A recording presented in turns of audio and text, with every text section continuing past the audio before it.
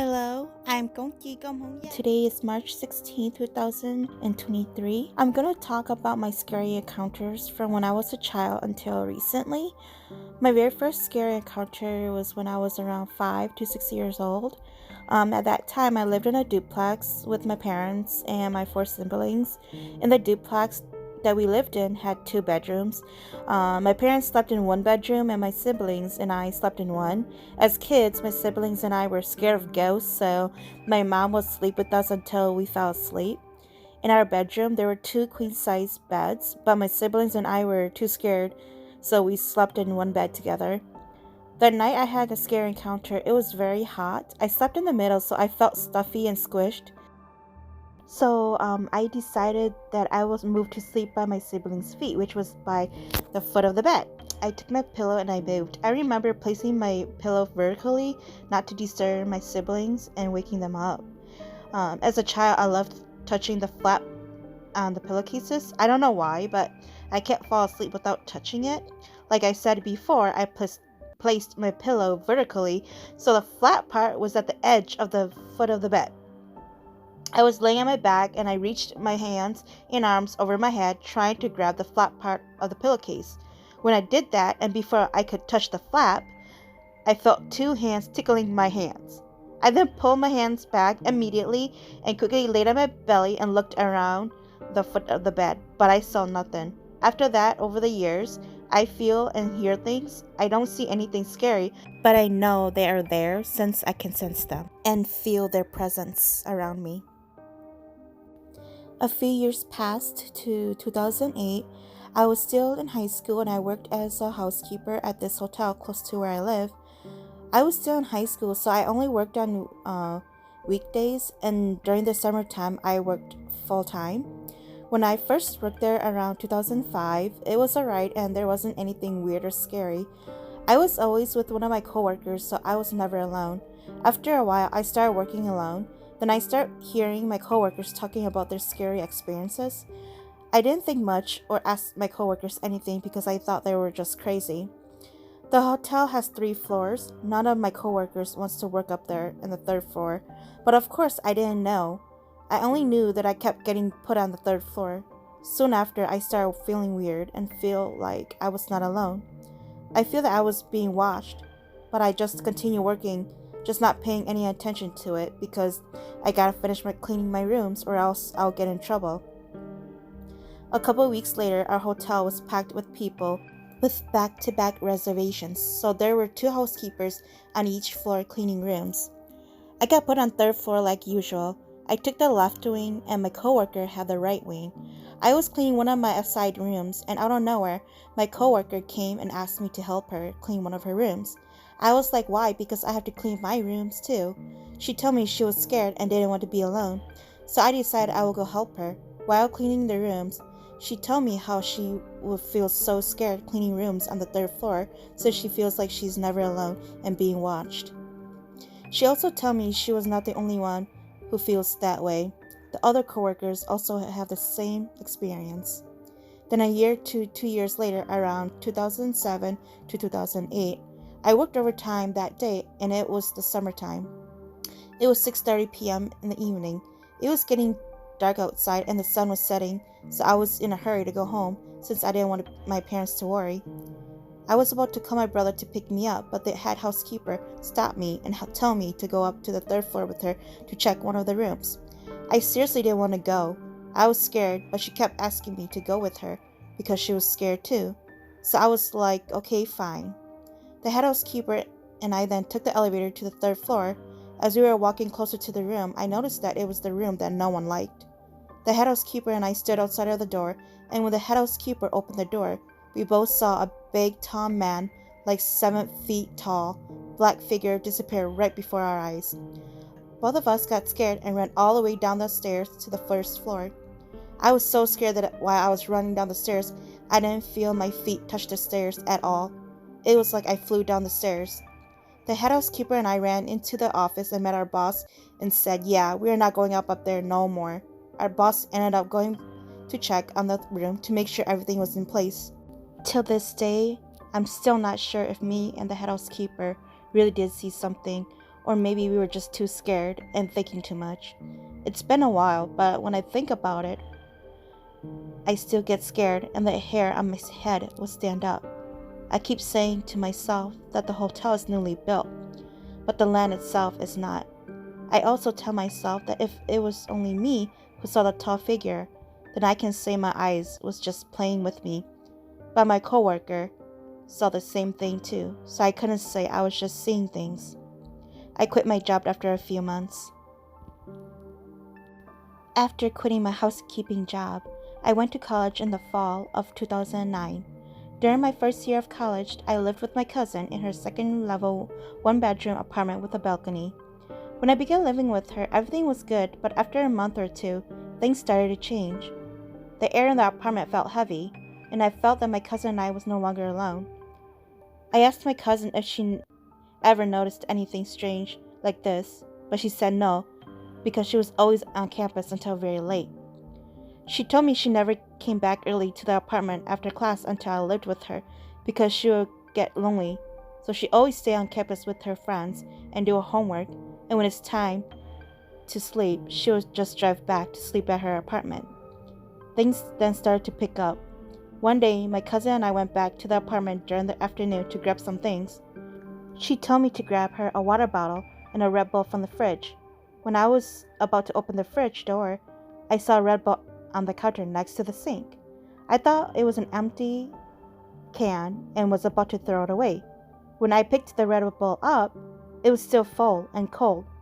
I thought it was very strange because my cousin and I just got back to the apartment. It seemed like the Red Bull was just opened and was placed there. I told my cousin and asked her if she came back to the apartment at all earlier in the morning, but she said she never did. She also checked all her Red Bulls in the fridge and none were touched. We then called our apartment manager to see if the maintenance guy came into the apartment, but that day the maintenance guy was out and didn't work. My cousin then got the lock changed, just in case it might be the old tenants who lived in the apartment before her. A few days later, during the nighttime, I went to my cousin to drop her friend off at her apartment. As me and my cousin was driving back to the apartment, on the side of the road I saw a man. He was wearing a white shirt and his head was turned to the side, so I didn't see how he looked like. It was dark, but there was a street lamp. As me and my cousin got closer to him, I noticed that he had no legs. I was so scared that I looked straight ahead. When me and my cousin went past him, I moved my eyes to look at the side view mirror to see if what I saw was a person or it is what I think it was. When I looked into the mirror, I no longer saw the man. There was nothing. I wanted to ask my cousin if she saw the man too, but I didn't say anything since I didn't want to scare her. Our apartment was already giving her enough stress. She also started telling her friends about the apartment. She also had her guy friend who is gifted, who can see and feel things, come to the apartment. When he came, he said he didn't like our balcony. I'll be honest, I didn't like the balcony either. I always felt that something would be standing there and looking through the sliding door. A couple of days later, after that, my cousin had a dream she saw a dark shadow man standing outside of the bedroom door, looking into the room, looking at her. Things were getting scary. A few weeks later, I was taking a shower after arriving back from campus around 6 p.m. My cousin and I never locked the door just in case one of us needed to use the toilet. I was still showering and listening to music. Then I heard the door slowly open. I thought my cousin came into the bathroom to say something to me or to use the toilet, but after I heard the door open, I didn't hear anything else. I opened the shower curtain a little to see if my cousin was there, but she wasn't, and the door was closed. I thought I was just hearing stuff since I also have the music on. I continued to shower, and out of nowhere, I saw a dark shadow going past the shower curtain, super fast. Let me tell you guys, there's no way a person can run or go by the shower curtain that fast in a small bathroom, because the bathroom is super small. It can't barely fit 2 people. I got scared and showered quickly and ran out of the bathroom. I then went into the bedroom where my cousin was and asked her if she came into the bathroom, but she said she didn't. 3 days after, it was the weekend, around 11 at night, my cousin and I was watching a Thai drama in the living room. All the lights in the apartment was turned off, except a medium-sized lamp at the corner of the living room by the sliding door.